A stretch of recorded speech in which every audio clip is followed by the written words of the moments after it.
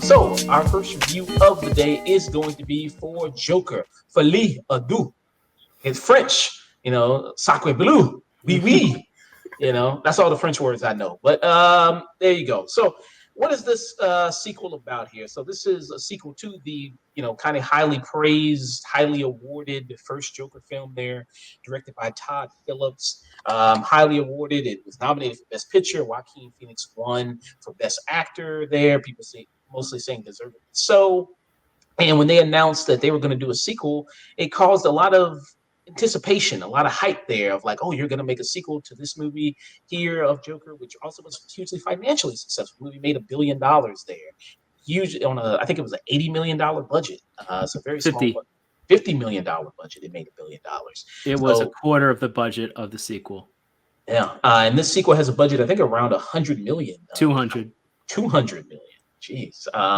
Huge. Four times double. It's 4 times the amount of the original. 4 times. Yeah. 4 times.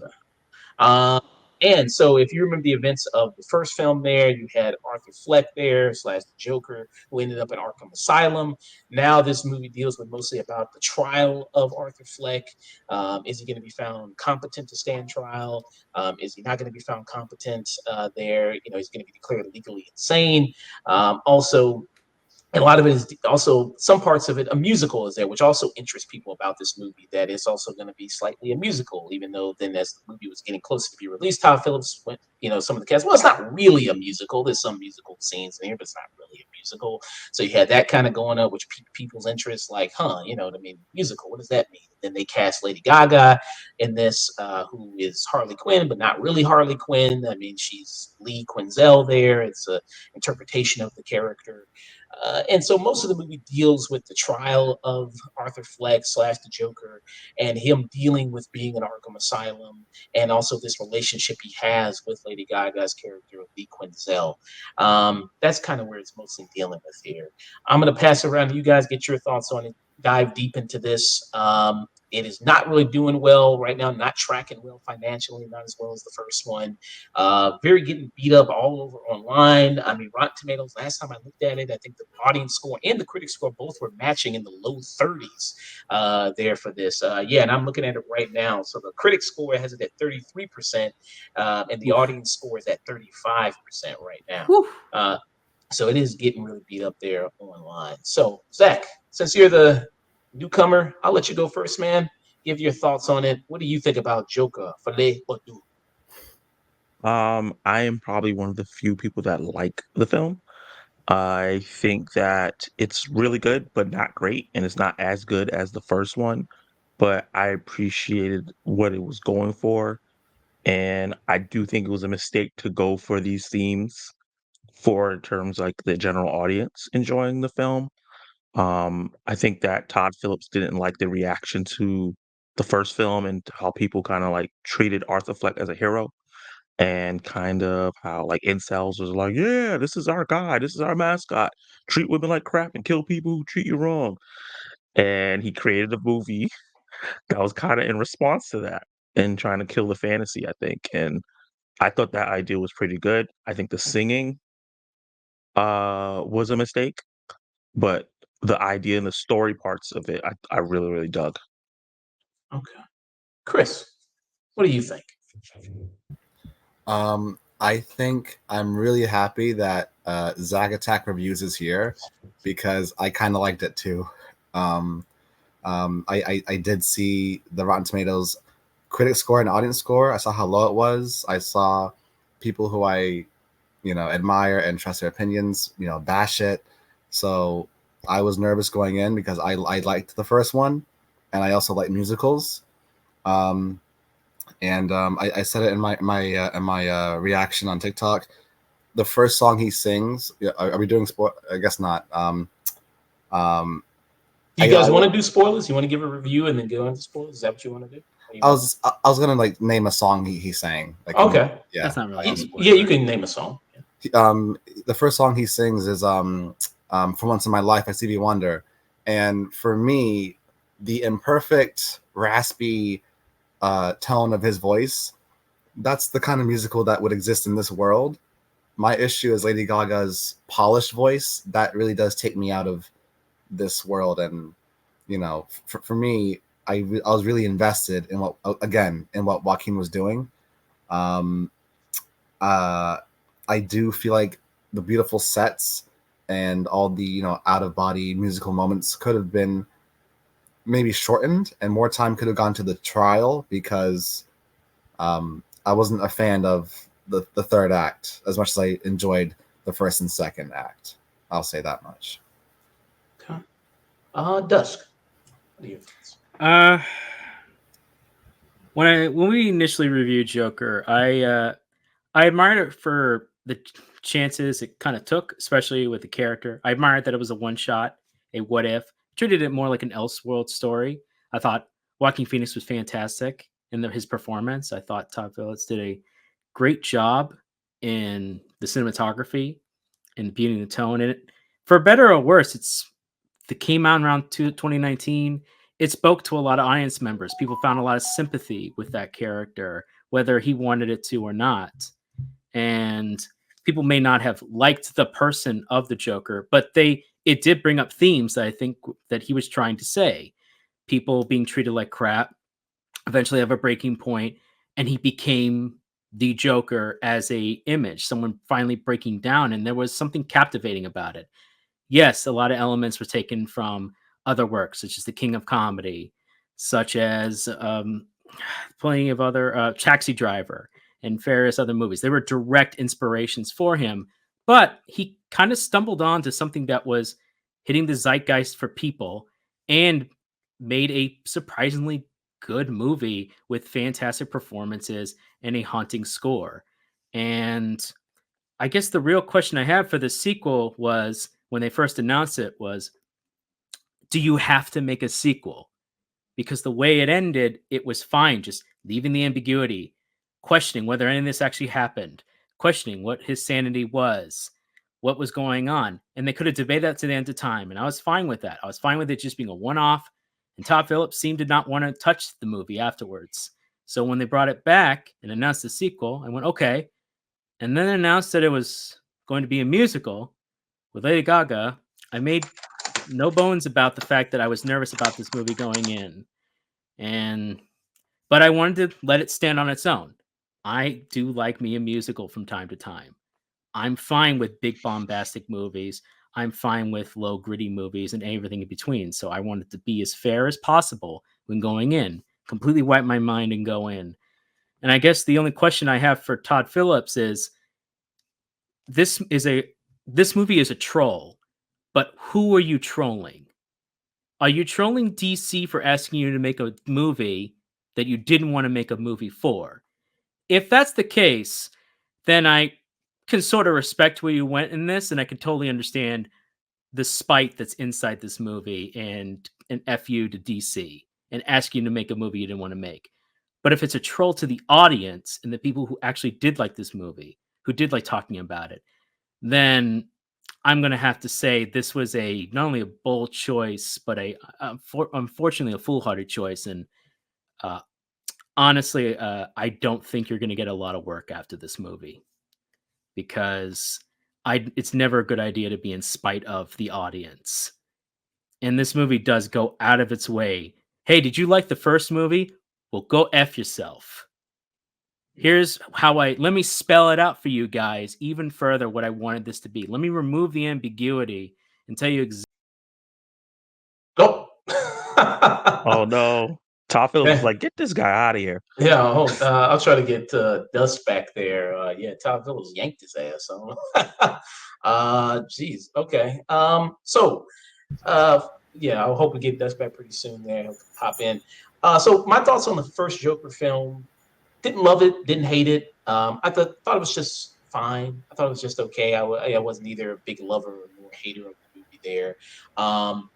And coming into the second movie, even though I wasn't really a big lover of the first one, I was like, okay, I'm intrigued to see what they do as far as their Justice back.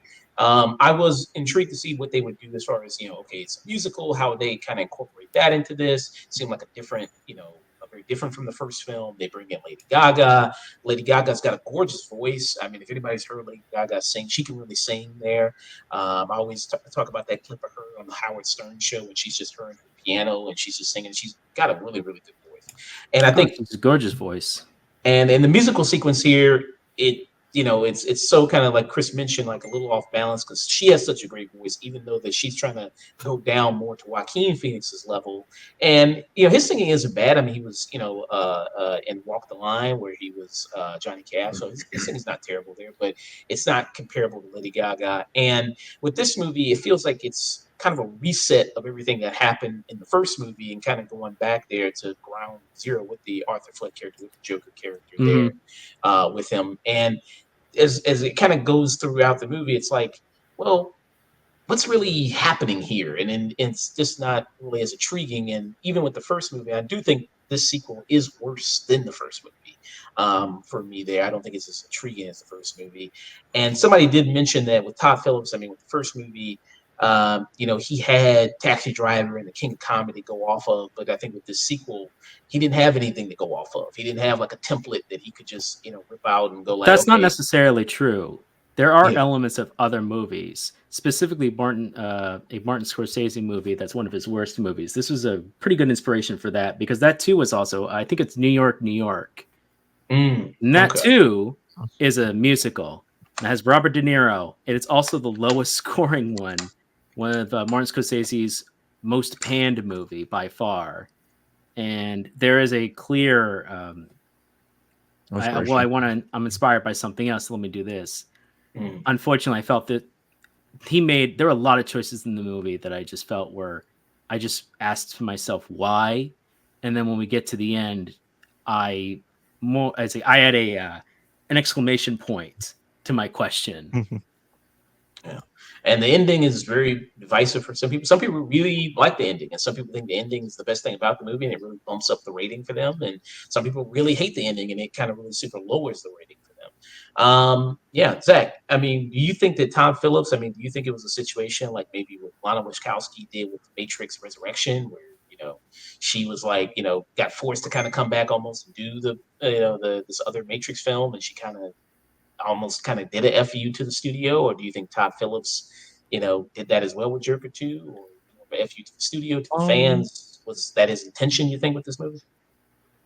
I don't want to say that's the intention because I feel like he had some earnest intentions here in terms of like the themes that were going on. Maybe he didn't execute it fully as well as he could have. So I don't think that was what he wanted to do. But I do think he was forced to do this because the first film made $1 billion. It got nominated for Oscars. I think they were like, we got to get another one off the ground.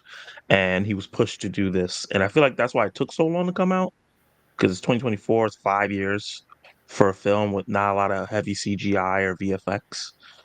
I did think it took a little long for the movie to come out. So I think he was racking his brain trying to figure out how do I continue this story.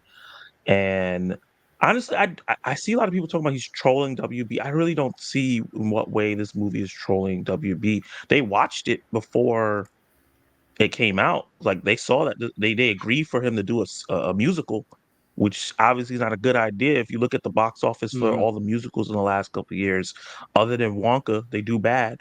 They also watched So The Flash as well and greenlit it. that's also And true as Black well. Adam. And Black Adam. And So every single decision they've ever made. So let's not just add them to the echelon of great judgment. it's been different regimes that's greenlit each thing. Warner Brothers has changed a bunch of different times. So that's also could be an issue as well. Zaslav was coming in when this was being created. Maybe he was like, I trust Todd Phillips because the first movie made $1 billion. I'll let him do what he wants. So I don't Mistake if necessarily you know think his he did it as history a of FU. sequels. Yeah. Oh, I'm sorry. What did you say, Zach? I'm sorry. At the end. Also, I don't think it's necessarily like a FU to Warner Brothers. I think he was really trying. And I also don't want to only put it on him because he didn't write the movie. He only directed it. Whoever this writer is also needs to take some blame because I think some of the writing is what holds the movie back. Yeah. And the writer on this movie is Scott Silver and Todd Phillips, so he co-wrote. Oh, so they co-wrote it together. Okay. Yeah. And Scott Phillips, he also wrote Scott Silver, I'm sorry. He also wrote the first movie as well. So Todd Phillips wrote the first movie by himself, or Oh no, him and Scott Silver also wrote the first movie together as well. oh, so they was together again. That's very interesting. Yeah. What about you, Chris? You think that intentional on Todd Phillips' part? You think that he just I don't know. Todd Phillips doesn't know how to make sequels. I mean, he did fuck up Hangover twice after the first one, so there was that. So what do you think? I did see that comparison to The Hangover. Just to piggyback off of Zach, I feel like the first Joker was a great Elseworlds anthology one and done kind of story. It made $1 billion. It got Joaquin Phoenix an Oscar for best actor, being the second actor to win for the same character, that same role after Heath Ledger. I'm not sure if he was truly passionate about returning, purely based on the overall narrative of the second movie. The second movie to have the same writers, and it's nowhere near as focused of a story as the first one is. Not I wouldn't say like a spiteful fu or trolling, but maybe like, all right, like I'm done. Like I'm done. Like, okay, I'll make the movie you want. I'll make, because you're asking for a movie. I'll do it, but I'm done after this. If anything, maybe exhaustion is the word, or he's just fatigued. You know, like he said early, like this week, after this, I am done with DC. You know, so I don't think he intentionally made a bad movie, but you know, he just, you know, like they say in the movie, he gave the people what they wanted. You know, he just is, yeah. So He gave them what they deserved. yeah, he gave them what they deserve. Yeah. So yeah, I would say that. Yeah. Big new addition with this movie, Lady Gaga. Dusk, what do you think about her in the movie? Compared to what was seen in the trailer, and a lot of scenes in the trailer are not in the movie, just flat out either cut or some scenes just aren't in there, which unfortunately is a trend. I actually thought she was going to be more in this movie. She's really, frankly, underutilized for an element in this movie. This is an Arthur Fleck story, but I agree with you, Josh. This is Arthur Fleck basically starting over for all over again. It's as if the first movie never happened. This movie feels more like it feels less like a sequel and more of a redo of the first Joker. It's as if you didn't even need to see the first one. It's like, yeah, pretend the first one doesn't exist. Let's just say these things happened and now we're just doing another movie about it, a what if. And she has some interesting elements to her. I think she does a fine enough job. I think her singing is, of course, is why you brought her there. She's good, but ultimately, what they do with her character is, like everything else in this movie, it's a half measure. There are inklings of interesting ideas that never quite go anywhere, and that's my biggest problem with this movie. There are interesting ideas or interesting setups or ignoring of previous canon you've set up in your own previous movie, completely ignoring them to retcon and say, well, no, this is what this is now, regardless of what it was at the very end. And by the end of it, my question, I suppose, was, well, what was the point?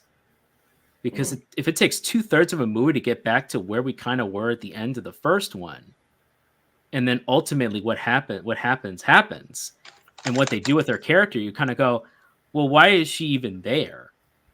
Why is he here? Why is this happening? Why am I here? Why am I here? Why am I watching this movie? And hello there, Kenny Sparks. How's it doing there, man? Another great content creator, Kenny Sparks. Been on the show before there. Radiant from Charity says, I think there's a strong conceptual theme of whether this guy does have any humanity or not, but it felt like it was consistently self-sabotaging itself to stay away from its own idea. He also says, I don't think I disliked it as really as a lot of people, but I can't say I liked it either, but I did find it interesting. It sparked a lot of conversations with people I saw it with. So that's something. So I do think there's some interesting things here. It's decent in some areas, and the filming of it, and some, the musical sequences, which are fine. I think those are well done. Okay, some of the lighting looks really great in this movie, where he's like in his cell and in Arkham, like that looks really good.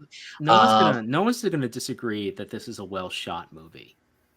Yeah, No one's gonna disagree that this movie is well shot. No one's gonna disagree that the acting for what the actors are given, for the material they're given, didn't do a good job. Joaquin Phoenix did a great job. Lady Gaga did a good job. The person playing the prosecutor did a good job. Everybody, every element, every character, even characters they bring back from the previous movie, everybody does a good job.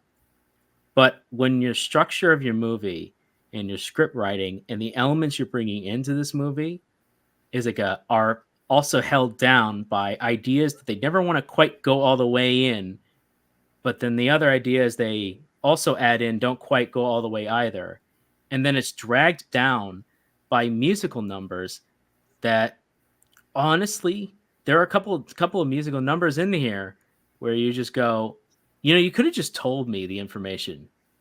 We didn't have to slowly sing. You do a half singing when you could have just told me this, because what it does is it just creates drag.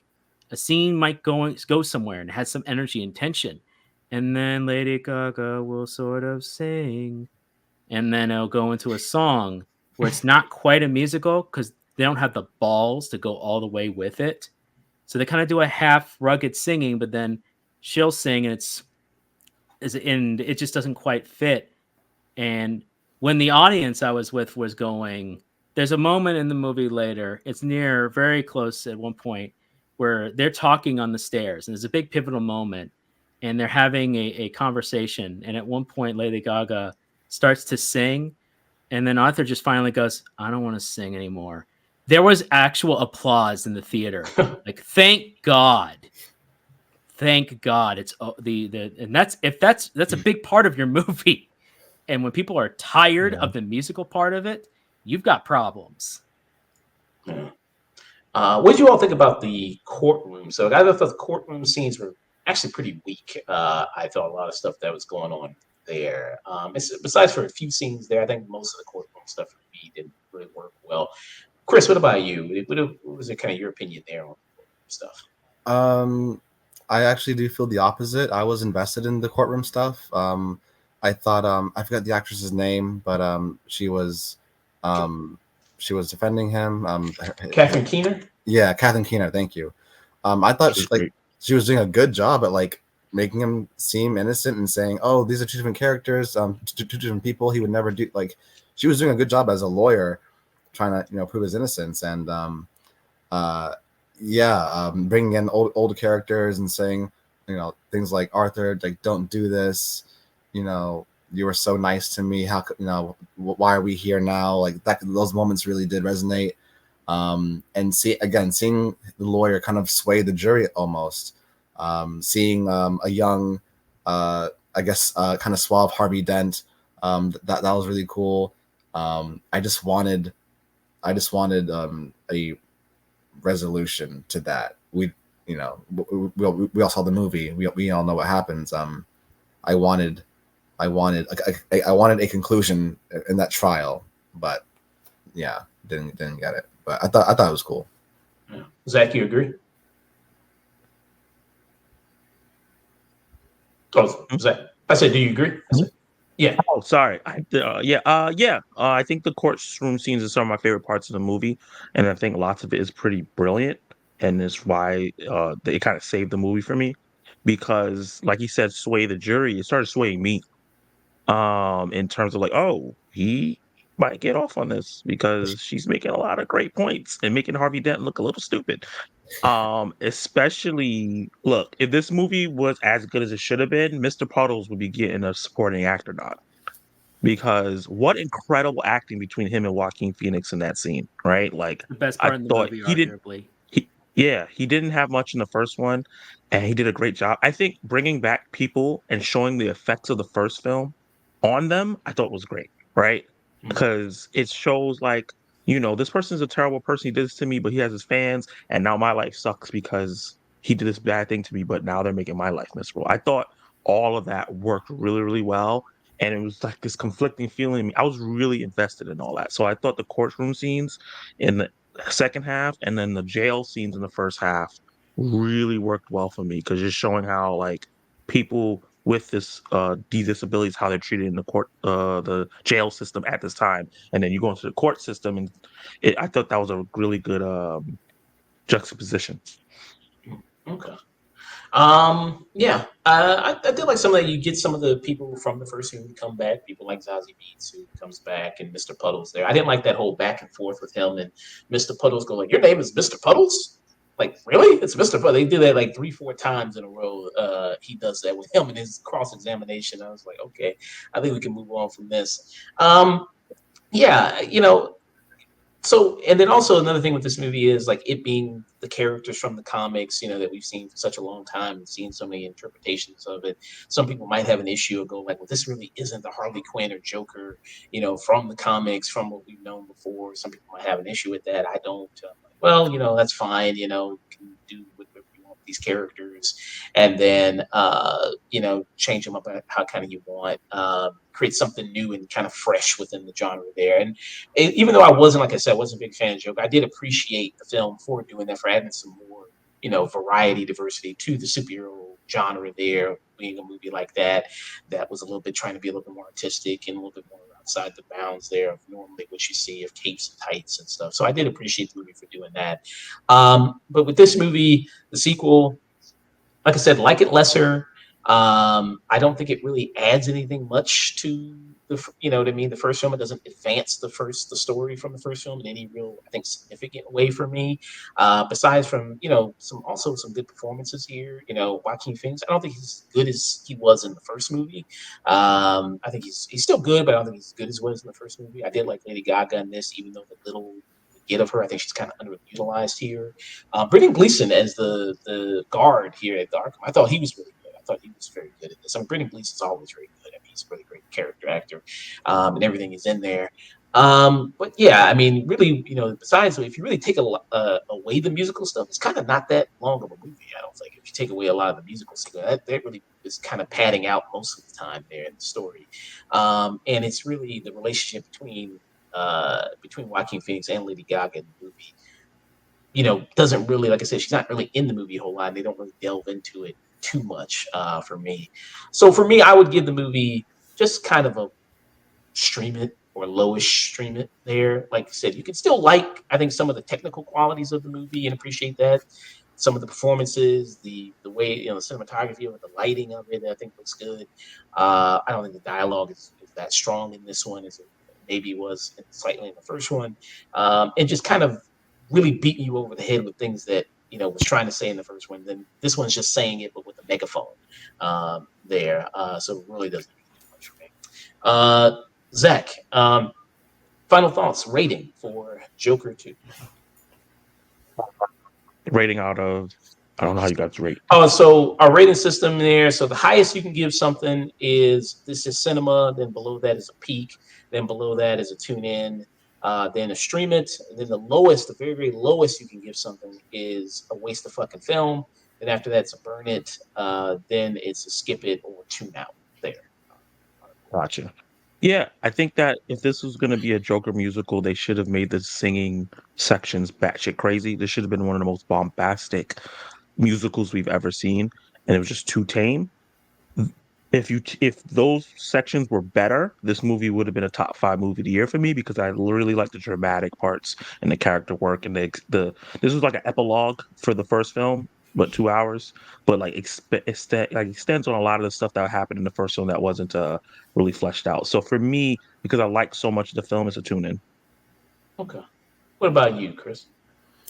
Yeah, this trailer here, when it first dropped, with that song "What the World Needs Now" by Burt Bacharach and Dionne Warwick, I really did think it was going to be like a bit more romantic. Like the trailer gives, Joker and Harley Quinn as this partnership. But with that said, despite all the negative or very low scores on Letterboxd, I did give it 3 stars out of 5 because I would be lying if I said I was not invested.